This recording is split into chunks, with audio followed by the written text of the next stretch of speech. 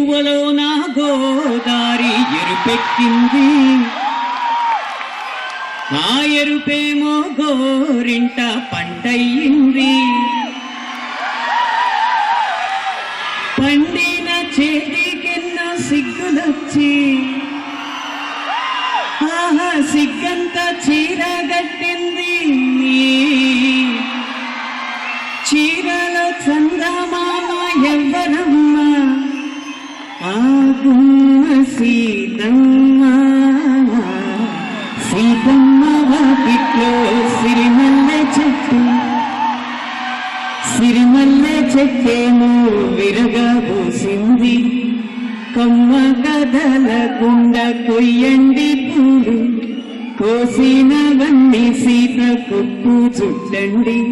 కొప్పున పూలు గుప్పే తంతెందుకండి, కోదండ రామయ్య వస్తున్నాడండి.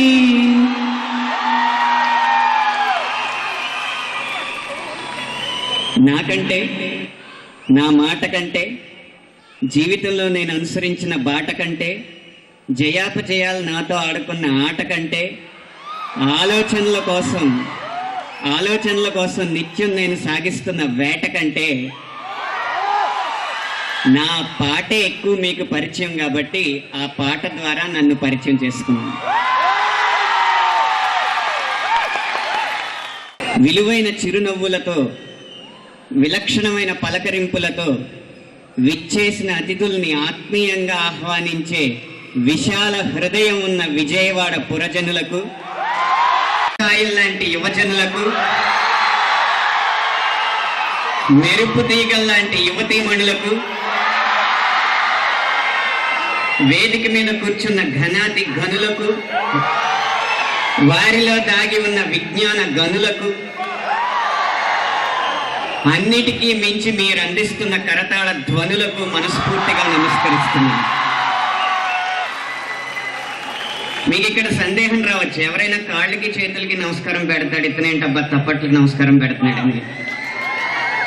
నా దృష్టిలో అవి మీ రెండు చేతులు కొట్టే తప్పట్లు కాదు, మీ నిండు గుండెలు చేసే చప్పుళ్ళు. నా దృష్టిలో అవి మీ చేతులు చేసే శబ్దాలు కాదు, మీ మనసుల్ని చూపించే అర్థాలు, నేను ఇక్కడ ఎందుకు నిలబడ్డానో తెలియజెప్పే పరమార్థాలు. అందుకే ఆ చప్పట్లకు ముందుగా నమస్కారం పెడుతున్నాను. వెంటనే మీకొచ్చే రెండో సందేహం, మాట్లాడడానికి అంత గొప్ప స్థానం ఇచ్చారు కదా, లేకపోతే అతనికి ఇచ్చిన ఉచితాసనంలోనే కూర్చుని హాయిగా మాట్లాడచ్చు కదా, ఇక్కడ నుంచి ఎందుకు మాట్లాడుతున్నాడని. అక్కడ మాట్లాడితే ఎన్నో విషయాలు తెలిసిన పెద్దోడిని అయిపోతాను, ఇక్కడ కూర్చుని మాట్లాడితే ఎంతో వయసు వచ్చిన వృద్ధుడిని అయిపోతాను, నడు నిలబడి వృద్ధుడిని అవుతాను. ఈ రెండు అవడం నాకు ఇష్టం లేదు. అదే ఇక్కడుండి మాట్లాడితే మీకు దగ్గర వాడిని అవుతాను,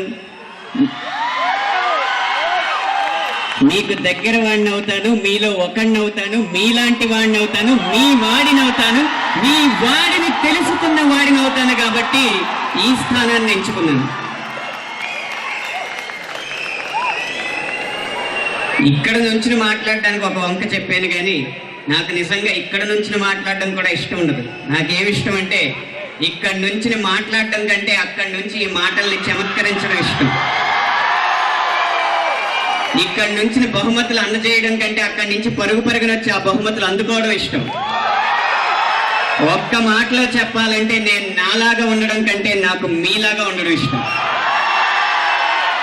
నేను నాలాగే ఉండాలి కాబట్టి నాకు మీరంటే ఇష్టం. మీరంటే ఎంతో ఇష్టమైన మీకోసం, మీకెంతో ఇష్టమైన ఈ పాట.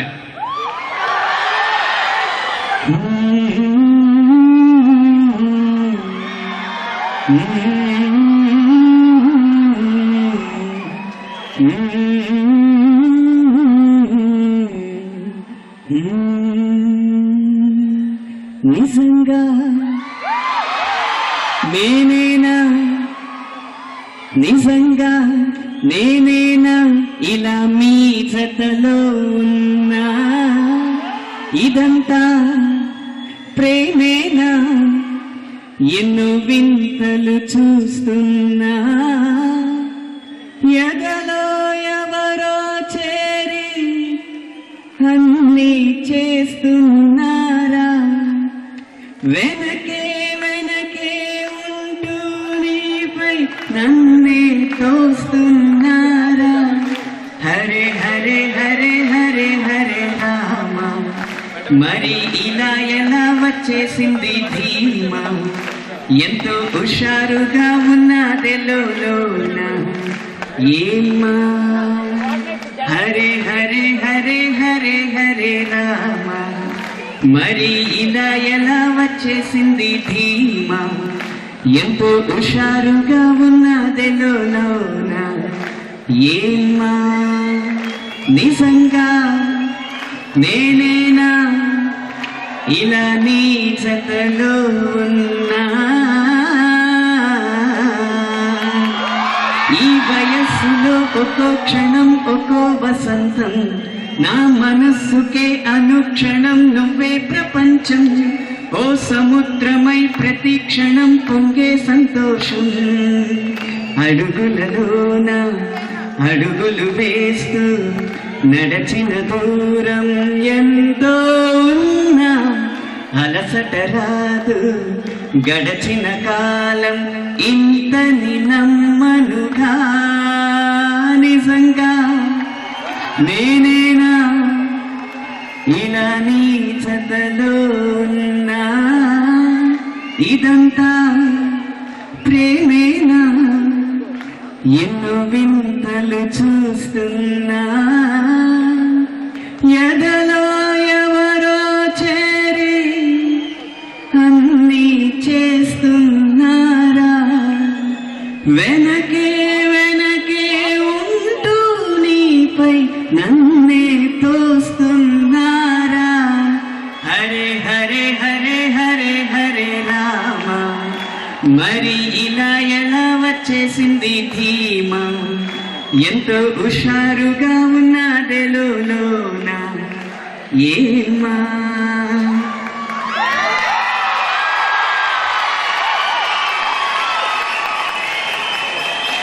సాధారణంగా ఇలా ఒక కళాశాల సంబరాలు జరుపుకున్నప్పుడు ఉన్న వ్యాఖ్యాతలు కానీ మాట్లాడే అధ్యాపకులు కానీ మీతో చెప్పే మాట ఒకటి, డిసిప్లైన్ సైలెన్స్. నాకు మాత్రం అవి అంటే ఇష్టం ఉండదు.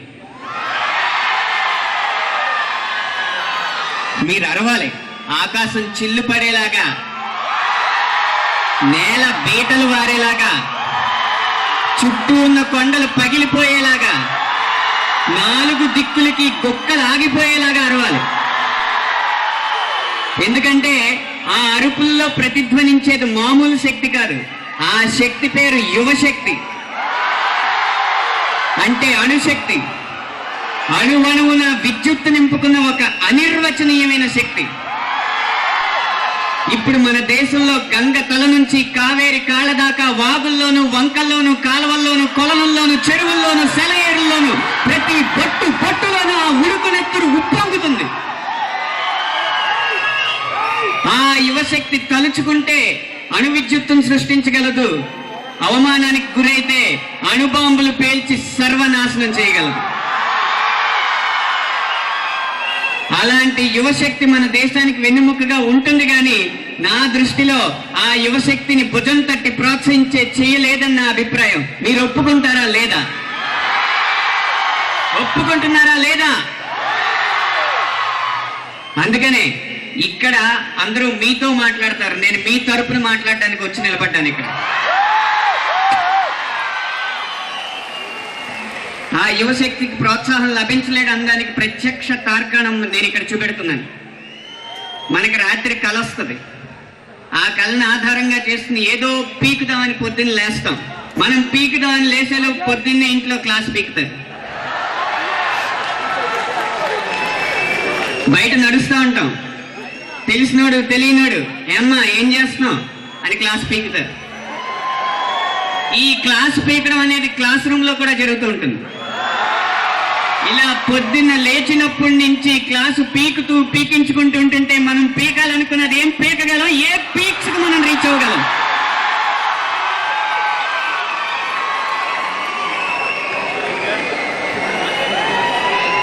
దీనికి నేను ఒక చిన్న కథ ఉదాహరణగా చెప్తాను. మన తల్లిదండ్రులు మనకి మార్గనిర్దేశకం చేసేవారు ఎక్కడ తప్పు చేస్తున్నారు అన్న విషయాన్ని చిన్న కథ లాంటి జోక్ లాంటి కథ మీకు చెప్పి తెలియజేస్తాను. ఒక జూలో అకౌంటెంట్ పోస్ట్ పడిందండి. ఆయన చాలా అవసరంలో ఉన్నాడు, ఉద్యోగం, కుటుంబాన్ని పోషించాలి. నాన్నకు అల్సరో, చెల్లికి క్యాన్సరో, ఇంకా అన్ని రోగాలు ఉన్నాయి ఇంట్లో. ఆయనకి ఉద్యోగం అవసరం, వెళ్ళాడు. కానీ ఆ రికమెండేషన్ వల్ల, అక్కడ ఒక రికమెండేషన్ వల్ల అతనికి అర్హత ఉన్న ఉద్యోగం పోయింది. సరే, ఆ ఉద్యోగం పోతే ఉద్యోగం ఇచ్చేది ఆయన దగ్గరికి వెళ్ళి, ఏమండి నాకు ఇంత పెద్ద ఉద్యోగం కూడా అక్కర్లేదు, నాకు ఉద్యోగం అవసరం, మీ జూలో ఆఖరికి రోడ్లు తుడిచే ఉద్యోగమైనా నాకు అర్జెంటుగా ఇప్పించండి, నేను నా కుటుంబాన్ని పోషించుకోవాలి అంటే ఆ జూ డైరెక్టర్ అతను పక్కకు పిలిచి, ఇప్పుడు వచ్చే ఉద్యోగానికి నీకు 15,000 జీతం, నేను చెప్పే ఉద్యోగం చేస్తే నీకు 35,000 జీతం ఇస్తాను, కాకపోతే ఇక్కడ బాండ్ అనేది చాలా స్ట్రాంగ్గా ఉంటుంది, ఆ బాండ్ నువ్వు పూర్తి చేయాలి, కొన్ని రహస్యాలు చెప్తాం మేము మీకు, ఆ రహస్యం నువ్వు బయట చేసినట్లయితే నిన్ను చంపేస్తాం, అది బయటికి చెప్పకుండా నువ్వు ఆ ఉద్యోగం చేయాలంట. సరే, మీరు ఏ ఉద్యోగం ఇచ్చినా చేస్తా అంటాడు. ఒక గుహలోకి తీసుకెళ్ళి ఒక డార్క్ రూమ్లో లైట్ వేసి చెప్తారనమాట, ఏం లేదు, మా జూలో బాగా ఎంటర్టైన్ చేసిన ఒక చింపాంజీ ఈ మధ్య చనిపోయింది, ఆ చింపాంజీ లేకపోవడం వల్ల జూకి ఆదాయం తగ్గిపోయింది, మనిషి చింపాంజీ ఇంచుమించు ఒకే రకంగా ఉంటారు కాబట్టి నీకు ఆ వేషం వేసి చింపాంజీ కదలికలన్నీ నీకు ట్రైనింగ్ ఇచ్చి ఆ బోన్లో నిలబెడతాం, నువ్వు జనాలను ఎంటర్టైన్ చేయాలి, ఏ క్షణం అయితే నువ్వు చింపాంజీవి కాదు మనిషి అని తెలిసిందో నీ ఉద్యోగం నీ ప్రాణం రెండూ పోతాయి అని సంతకం పెట్టించి ఆ ట్రైనింగ్ ఇప్పిస్తారు. మొదటి రోజు చింపాంజీ వేషంలో బోన్లోకి వెళ్తాడు, అద్భుతంగా ఎగురుతూ ఉంటాడు. జనం చూసి ఇక్కడ చింపాంజీ కొత్తది వచ్చింది, చాలా బాగా చేస్తుందన్న వార్త మొత్తం నగరం అంతా వ్యాపిస్తుంది. తండోపతండాలుగా జనం వస్తూ ఉంటారు. రెండవ రోజు గంతుల నుంచి చిందుల్లోకి వెళ్తాడు, ఇంకా ఉత్సాహపరుస్తాడు. జనం తప్పట్లు కొడుతూ ఉంటారు, డబ్బులు వేస్తూ ఉంటారు. ఇదేదో బాగుందని చెప్పి ఆ మూడో రోజు చెట్టు ఎక్కుతాడు. చెట్టు మించి కింద నుంచి చెట్టు మీదకి అటు ఇటు తిరుగుతూ ఉంటాడు. ఉత్సాహంగా ఇంకా జనం పెరిగిపోతారు. నాలుగో రోజు మనిషినన్న విషయమే మర్చిపోయి చింపాంజీ వేషంలోనే ప్రవర్తిస్తూ ఒక్కొమ్మ మించి ఒక్కొమ్మ మీదకి దూకుతూ కరెక్ట్గా మధ్యాహ్నం 1 గంట టైంకి దూకడం కాస్త బలం ఎక్కువై పక్కనున్న సింహం బోన్లో పడతాడు. సరిగ్గా 1 గంట సింహానికి ఆకలేస్తుంది, గర్జిస్తూ దగ్గరకు వస్తుంది. ఇతనికి తన రహస్యం చెప్పినా ప్రాణం పోద్ది, చెప్పపోయినా ప్రాణం పోద్ది. చెప్పాలా వద్దా అన్న ఆ మీమాంసలా ఉండగా సింహం పరిగెట్టుకుంటూ వస్తుంది, గర్జిస్తూ పంజా విసురుతూ వస్తుంది, దగ్గరికి వస్తుంది. హెల్ప్ అని అరుద్దాం అనుకుంటున్నాడు కానీ ఉద్యోగం పోతుందన్న భయం, అరవలేకపోతున్నాడు. సింహం వచ్చేసింది.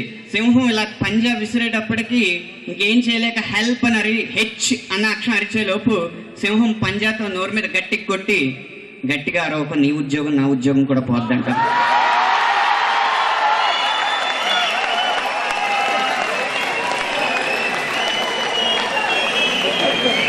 ఇక్కడ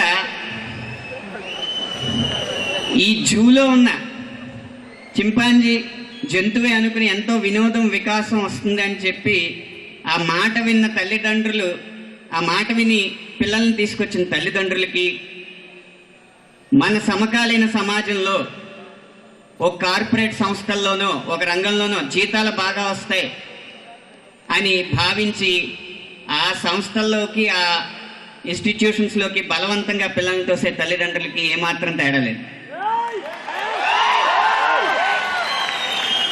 ఇక్కడ చెప్పచ్చు, ఆ కార్పొరేట్ సముద్రంలో ఏవో కష్ట నష్టాలు ఉంటాయని మీరు అంటున్నారు, ఏ రంగంలో కష్ట నష్టాలు ఉండవు, మీ సినీ పరిశ్రమలో ఉండవా కష్ట నష్టాలు? కష్టం అనేది ఎక్కడైనా పడాలి అని ఉండొచ్చు. ఈ కష్టం ఎక్కడైనా పడాలి, కానీ ఆ కష్టం పైన ఆసక్తి అన్న మందు ఉంటే కష్టం మనకు తెలియదు.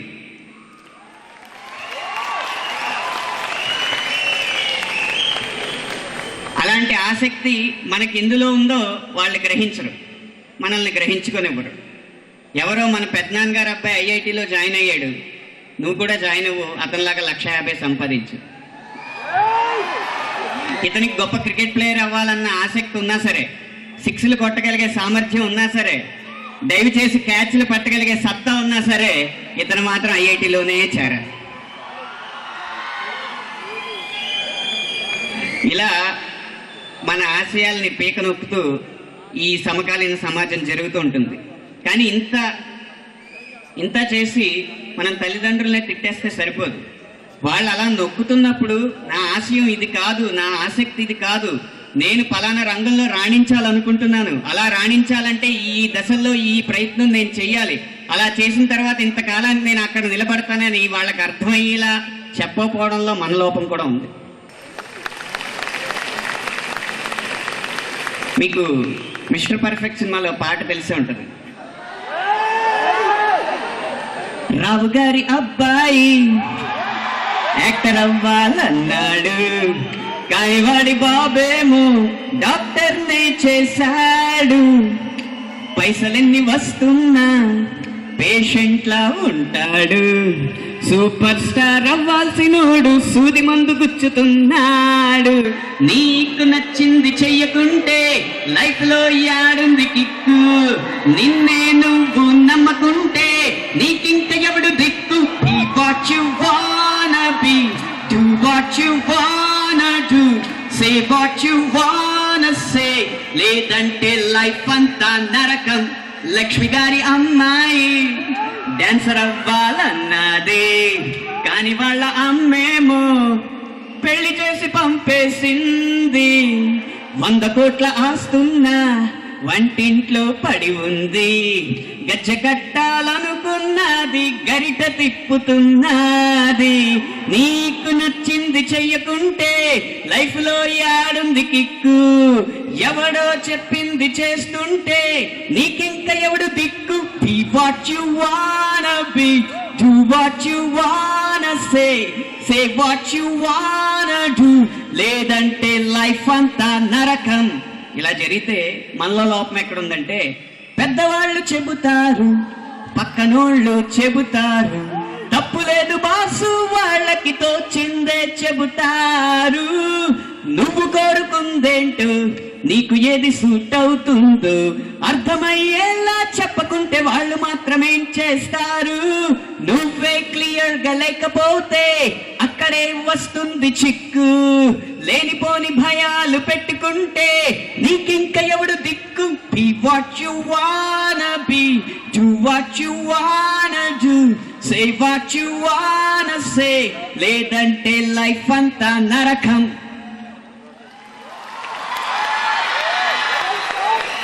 కొంచెం వేడివేడిగా వెళ్ళాం కదండి, కాసేపు కొన్ని సరదా విషయాలు మాట్లాడుకుందాం.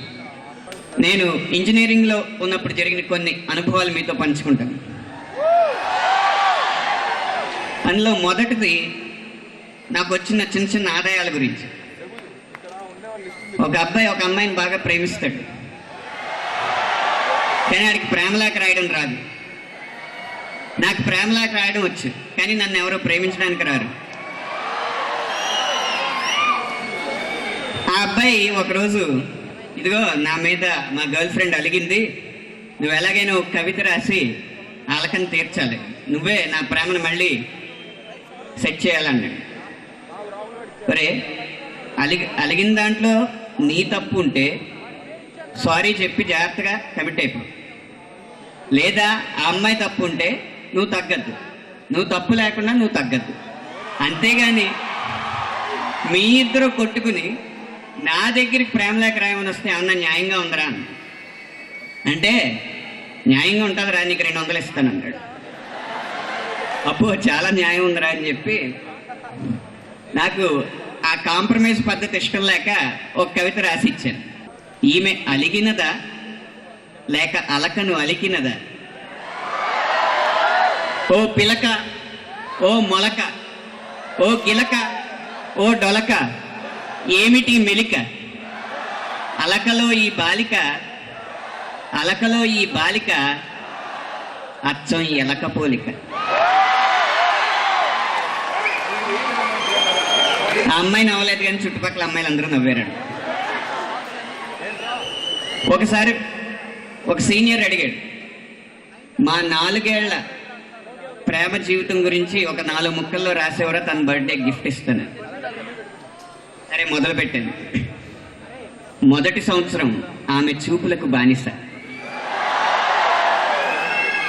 రెండవ సంవత్సరం ఆమె మృదువైన మాటలకు బానిస. మూడో సంవత్సరం ఆమె చూపించిన సినిమాలన్నిటికీ బానిస. ఇక నాలుగో సంవత్సరం ఆమె మిగిల్చిన అప్పులకి బానిస.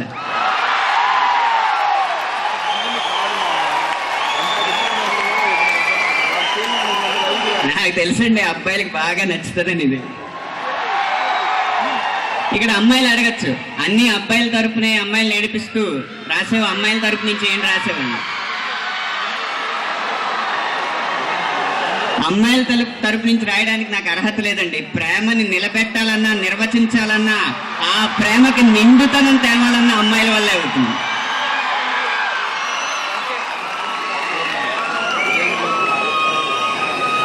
ఇక ఇంకో సంఘటన చెప్తాను.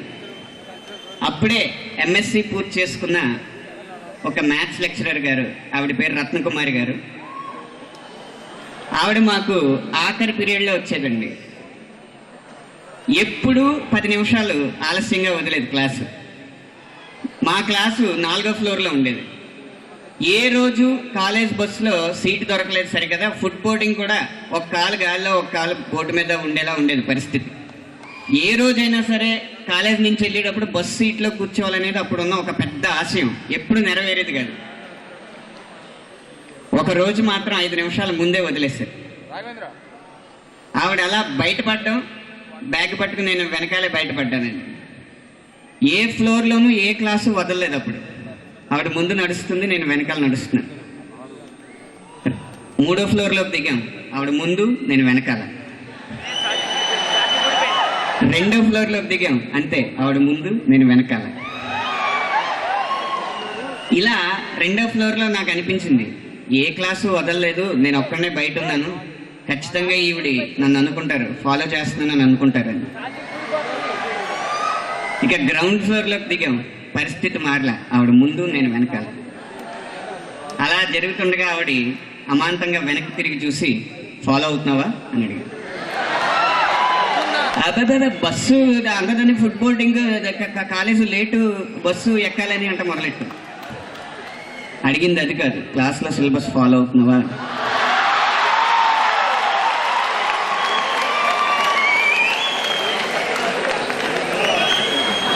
ఇలా సరదాగా జరుగుతున్న కాలేజ్ రోజుల్లో కొన్ని చిన్న చిన్న అనుభవాలు కూడా ఉన్నాయి.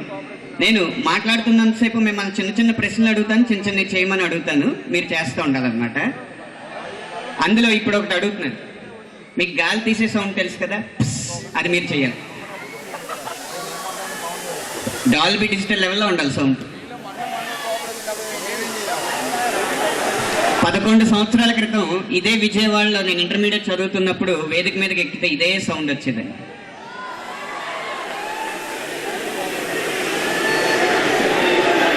మీరు దీన్ని యాడ్ చేయగలుగుతున్నారు డాల్బీ డిజిటల్కి. అయితే ఆ సౌండ్ నేను వేరే రకంగా తీసుకోలేదు. అది ఎందుకు చేసేవారంటే, ఎక్కితే భక్తి పాటలు లేకపోతే దేశభక్తి పాటలే కానీ ప్రేమ పాటలు, ఐటెం పాటల పాట బోరు కొట్టిస్తున్నాడు ఈడెవడరా బాబు అని. అలా గాలి తీసిన శబ్దమే గాలివాన్ లాంటి సంకల్పాన్ని, ఆశయాన్ని నాలో రగిల్చింది. నేను ప్రేమ పాటలు రాయాలి, నేను ఐటెం పాటలు రాయాలి, నేను యువత కిర్రెక్కించే పాటలు రాయాలి, ఉరుతులోగించే పాటలు రాయాలి.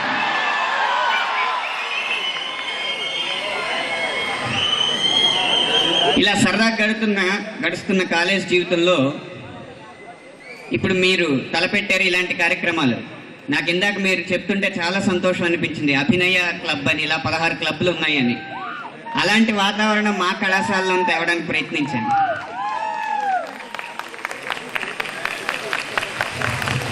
ఇంక గాలి తీసింది చాలు బాబు.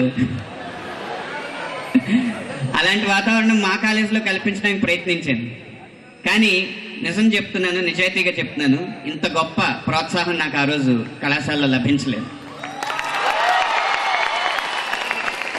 ఆఖరికి 3వ సంవత్సరం ఎలాంటి నిర్ణయానికి వచ్చానంటే, అయితే ఈ కళాశాలలో అలాంటి సాంస్కృతిక కళా వైభవం తీసుకురావాలి, లేకపోతే ఈ కళాశాల నుంచి నేను వైదొలగాలి. ఇదే నిర్ణయానికి 3వ సంవత్సరంలో వచ్చాను. మొదటిది జరగలేదు, రెండోది జరిగింది. ఒక ఉపాధ్యాయుడు నా మీద ఉన్న ఆసక్తితోనే, నాకు మంచి చేయాలన్న ఉద్దేశంతోనే ఒక ప్రశ్న అడిగాడు. ఏమయ్యా, పాటలు పొట్ట నింపుతాయా, బొమ్మలు భోజనం పెడతాయా, ఎందుకై ఇలాంటివన్నీ శుభ్రంగా చదువుకోక?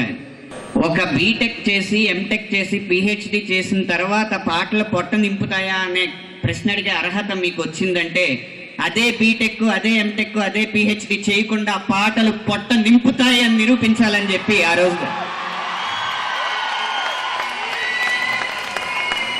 రోజు వైదొలగడం జరిగింది. కానీ ఒక్క విషయం, ఇలాంటి వాతావరణమే గనక ఉంటే, సాంస్కృతిక అంశాలకి ఇలాంటి ప్రోత్సాహమే గనక లభించుంటే, మీ అధ్యాపకుల్లాగా అక్కడ కూడా నాకు అంత స్నేహశీలత ఉన్న వాళ్ళు దొరికింటే ఖచ్చితంగా 4 సంవత్సరాలు నాకు పూర్తయ్యాయి. అలా వదిలితే కొంచెం సామాజిక విషయాల్లోకి వద్దాం. మన స్వాతంత్రం వచ్చినప్పుడు మన డాలర్ విలువ, మన రూపాయి విలువ డాలర్తో సరిగ్గా సమానం. ఈరోజు మన ఆర్థిక మంత్రి చిదంబరం గారి వయసుతో సమానం. దీనికి కారణం డాలర్ విలువ పెరగడానికి అమెరికాలో ప్రజ్ఞ గొప్పగా ఉందని, రూపాయి విలువ తగ్గడానికి భారతదేశంలో ప్రజ్ఞ తక్కువగా ఉందని కాదు. మన మేధస్సు వెళ్ళి అక్కడ ఉపయోగపడుతుంది, అక్కడ ఉత్పత్తికి ఉపయోగపడుతుంది, వాళ్ళ ఉత్పత్తి విలువ పెంచుతుంది. కాబట్టి మనం వెళ్ళి ఆ డాలర్ విలువ పెంచేది తప్పితే రూపాయిలో ఉన్న బలహీనత కాదు.